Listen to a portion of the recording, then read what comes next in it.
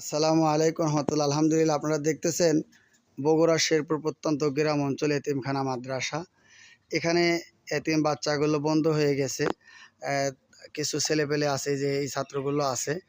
তো আজকে আসিরাজ ফাউন্ডেশনের সম্মানিত চেয়ারম্যান মহোদয়, ওনার সহযোগিতায় আজকে আমাদের এই এতিমখানা মাদ্রাসায় এই ছাগলটা কুরবানি করা হবে।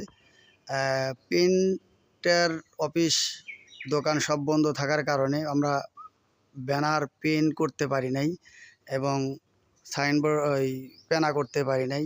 এরপরেও আমরা ছবি দিচ্ছি, চেষ্টা করলাম, বিভিন্ন দোকানে গেছি, তারপরেও পারি নাই। যাই হোক, আলহামদুলিল্লাহ, যে ভাই কুরবানি করতেছেন আল্লাহ যেন তার কুরবানি কবুল করেন।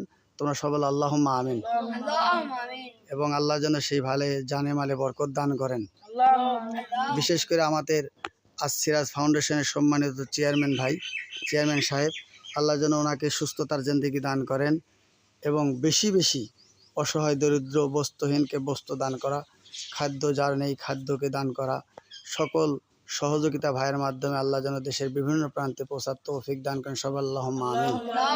বিশেষ করে গাজাবাসীদের জন্য ভাই যত কষ্ট করে যাচ্ছেন, খাদ্য বস্ত্র সব সহযোগিতা করে যাচ্ছেন, আলহামদুলিল্লাহ। জেনে ভাইরা ডোনেট করতেছেন, সকলের ডোনেটকে মহান আল্লাহ কবুল করেন। আল্লাহুম্মা আমিন।